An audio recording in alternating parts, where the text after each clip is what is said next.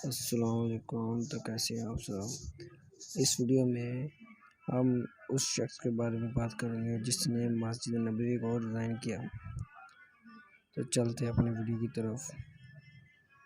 اگر آپ میں سے کسی خوش نصیب کو کبھی کعبہ اور مسجد نبوی کی زیارت ہوئی ہو تو ان کو معلوم ہوگا کہ یہ دونوں مقامات کتنے خوبصورت ہیں، جہاں قدم پڑتے ہی ایک انسان کے جذبات بدل جاتے ہیں اور جو منفی چیزیں اس کے جسم و خیال سے منسلک ہوتی ہیں وہ ختم ہو جاتی ہیں، اور ایک انسان وہاں سکون اور امن کو محسوس کرتا ہے، جہاں جا کر کسی کو اپنے ان دنیاوی معاملات کی فکر باقی نہیں رہتی جن معاملات کے لیے وہ روزانہ کتنے جتن اٹھاتا ہے۔ آج مسجد الحرام اور مسجد نبوی جس ڈیزائن میں ہمارے سامنے ہے، اس کو ڈیزائن کرنے والے کا نام محمد اسماعیل کمال تھا۔ وہ ایک مستری، انجینئر اور آرکیٹیکٹ تھا جس نے ظاہری دنیاوی بودوں بہار سے دور اور لامحدود رہنے کو ترجیح دی۔ ڈاکٹر محمد کمال اسماعیل 1908 میں پیدا ہوئے اور 2008 میں ان کا انتقال ہوا۔ وہ مصر کی تاریخ کا سب سے کم عمر شخص تھا جس نے ہائی اسکول سرٹیفکیٹ حاصل کیا، پھر رائن اسکول آف انجینئرنگ کا سب سے کم عمر طالب علم جس نے وہاں سے گریجویٹ ڈگری لی، پھر سب سے کم عمر جس کو یورپ سے اسلامک آرکیٹیکچر میں ڈاکٹریٹ کی 3 ڈگریاں لینے کے لیے بھیجا گیا۔ اس کے علاوہ وہ سب سے کم عمر نوجوان تھا جس نے بادشاہ سے نائس کا اور آئرن کا خطاب حاصل کیا۔ وہ پہلا انجینئر تھا جس نے حرمین شریفین کی توسیع منصوبے کی تعمیر اور عمل درآمد کے لیے اختیارات سنبھالے۔ اس نے شاہ فہد اور بن لادن کمپنی کے بار بار اصرار کے باوجود انجینئرنگ، ڈیزائن اور آرکیٹیکچر نگرانی کے لیے کسی قسم کا معاوضہ لینے سے انکار کر دیا اور کہا کہ میں 2 مقدس مساجد کے کاموں کے لیے کیوں معاوضہ لوں اور قیامت کے دن اللہ تعالیٰ کا کیسے سامنا کروں گا۔ اب سوچیں کہ دنیا کے 2 مقدس مقامات کی دوبارہ تعمیر کا ذمہ جس شخص کو اللہ دے گا تو کیا وہ کوئی عام انسان ہوگا؟ نہیں، بلکہ کچھ ایسی باتیں ہیں جن کی بنا پر اللہ نے یہ مبارک کام ڈاکٹر محمد کمال اسماعیل سے ہی کروایا۔ ڈاکٹر محمد کمال اسماعیل کا کہنا تھا کہ ان کی زندگی بہت کم رہ چکی ہے اور وہ اپنی باقی زندگی ان دونوں مقدس مقامات کی خدمت میں گزارنا چاہتا ہے، اور اس کے لیے اسے کسی دنیاوی معاوضے کی ضرورت نہیں بلکہ اس کا معاوضہ اسے اللہ دے گا۔ اس بات میں کوئی شک نہیں تھا کہ اللہ نے ان کو اس مبارک کام کے لیے ہی چنا تھا۔ ان کی عمر 80 سال تھی جب انہوں نے مسجد حرام اور مسجد نبوی کی تعمیر اور ڈیزائن کے کنٹریکٹ پر سائن کیے۔ اس کے بعد وہ مرتے دم تک عبادت الہی میں مصروف رہا اور دنیا اور میڈیا کی چکو چوند سے ہٹ کر گمنام رہ کر حرمین شریفین کی خدمت کی۔ اس عظیم آدمی کی حرمین شریفین میں نصب کیے گئے سفید پتھر کے حصول کی بھی بڑی دلچسپ کہانی ہے۔ یہ وہ پتھر ہے جو حرم شریف میں لگا ہے۔ یہ پتھر ایک نایاب پتھر ہے جو پوری دنیا میں صرف یونان کے ایک چھوٹے سے پہاڑ میں دستیاب تھا، اور اس کی خصوصیت یہ ہے کہ گرمی کو جذب کر کے فرش کی سطح کو ٹھنڈا رکھتا ہے۔ ڈاکٹر محمد کمال سفر کر کے یونان پہنچے اور حرم کے لیے کافی مقدار میں تقریباً آدھا پہاڑ خریدنے کا معاہدہ کیا۔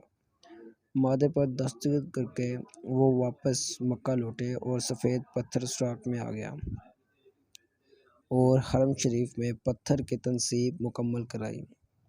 جب حرم شریف کی تعمیر مکمل ہوئی تو سعودی بادشاہ نے ڈاکٹر محمد کمال کو وہی پتھر مسجد نبوی میں بھی استعمال کرنے کی فرمائش کی، لیکن اس دوران 15 سال گزر چکے تھے۔ ڈاکٹر محمد کمال کو جب بادشاہ نے مسجد نبوی میں بھی ویسا ہی ماربل لگانے کو کہا تو وہ بہت پریشان ہوئے، کیونکہ اس دنیا میں واحد جگہ یونان تھی جہاں وہ پتھر دستیاب تھا۔ جو کہ آدھا پہاڑ تو وہ پہلے ہی خرید چکے تھے۔ انجینئر محمد کمال بتاتے ہیں کہ وہ یونان میں اسی کمپنی کے چیف ایگزیکٹو کے پاس گئے، ان سے ملے اور ماربل کے بقایا مقدار جو بچ گئی تھی اس کے بارے میں پوچھا تو چیف ایگزیکٹو نے بتایا کہ وہ ماربل تو ہم نے آپ کے جانے کے بعد بیچ دیا تھا، اب تو 15 سال ہو گئے ہیں۔ وہ سن کر ڈاکٹر محمد کمال بہت افسردہ ہوا اور میٹنگ چھوڑ کر جانے لگے تو وہاں موجود آفس سیکرٹری سے ملے اور گزارش کی کہ مجھے اس شخص کا پتہ بتاؤ جس نے بقیہ تمام ماربل کی مقدار خریدی۔ تو اس نے کہا کہ پرانا ریکارڈ تلاش کرنا مشکل ہے، لیکن آپ مجھے اپنا فون نمبر دے جائیں، میں تلاش کرنے کی کوشش کرتی ہوں۔ انہوں نے اپنا نمبر اور ہوٹل کا بتا دیا اور اپنے ہوٹل واپس چلے گئے۔ دفتر چھوڑنے سے پہلے ڈاکٹر محمد کمال نے سوچا کہ مجھے کیا ضرورت ہے کہ کس نے خریدا ہو، اللہ خود ہی بندوبست کر دے گا۔ پھر اگلے دن ایئرپورٹ جانے سے چند گھنٹے قبل اسے ایک فون کال آئی کہ مجھے ماربل کے خریدار کا ایڈریس مل گیا ہے۔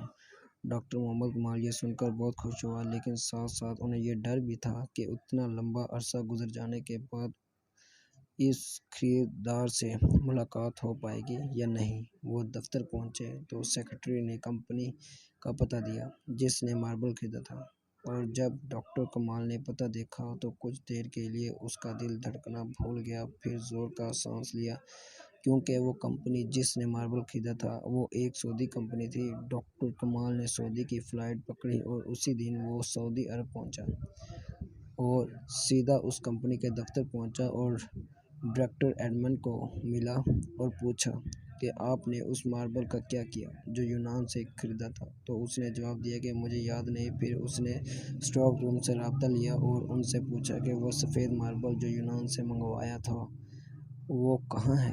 انہوں نے کہا کہ وہ ساری مقدار موجود ہے اور اس کو کبھی استعمال نہیں کیا گیا۔ یہ سب سن کر ڈاکٹر محمد کمال ایک بچے کی طرح رونے لگا اور کمپنی کے مالک کو پوری کہانی سنائی۔ اس نے کمپنی کے مالک کو بلین چیک دیا اور کہا کہ اس میں جتنی رقم بھرنی ہے بھر لو اور ماربل کی تمام مقدار میرے حوالے کر دو۔ جب کمپنی کے مالک کو پتہ چلا کہ یہ تمام ماربل میرے پیارے نبی کریم حضرت محمد صلی اللہ علیہ وسلم کی مسجد نبوی میں استعمال ہونا ہے تو اس نے کہا کہ میں ایک ریال بھی نہیں لوں گا، اللہ نے یہ ماربل مجھ سے خریدوایا ہے اور پھر میں بھول گیا۔ اس کا مطلب یہی تھا کہ یہ ماربل مسجد نبوی میں استعمال ہونا ہے۔ یہ وہ مسجد ہے جس کی تعمیر حضرت محمد صلی اللہ علیہ وسلم نے خود اپنے مبارک ہاتھوں سے کی تھی۔ یہ وہ جگہ ہے جہاں آپ صلی اللہ علیہ وسلم کی اونٹنی رکی تھی۔ یہ وہ مسجد ہے جس کی ایک ایک اینٹ خلفائے راشدین حضرت ابوبکر اور حضرت عمر نے اپنے ہاتھوں سے رکھی تھی۔ یہ وہ مبارک مقام ہے جہاں عائشہ اور حضرت سعودہ کے گھر تھے۔ وہ کتنے خوش قسمت لوگ ہیں جن کو اللہ نے اپنے دو مقدس مقامات کی تعمیر کے لیے چنا، جہاں تمام اختلافات بھلا کر دنیا بھر کے تمام مسلمانوں کے دل ایک ہو جاتے ہیں، جہاں دنیا بھر سے ہزاروں مسلمان ہر سال اپنے ایمان کی مضبوطی کے لیے آتے ہیں۔ یہ کتنی عظیم بات ہے کہ ایک شخص جس نے اپنی پوری زندگی، اپنا پورا کیریئر، اپنی کمائی اللہ کے ان دو مقدس مقامات کے لیے وقف کر دی۔ وہ کوئی دوسرا بڑا پروجیکٹ بھی لے سکتا تھا جہاں سے اس کو بے تحاشا دولت مل سکتی تھی، لیکن اللہ نے ڈاکٹر کمال کو ان کے مضبوط ایمان اور نیک جذبے کی بدولت اس مبارک کام کے لیے چنا۔ تو کیسی لگی آج کی ہماری ویڈیو؟ تو پلیز ہمارے چینل کو سبسکرائب کرنا مت بھولیں اور لائک کرنا بھی مت بھولیں۔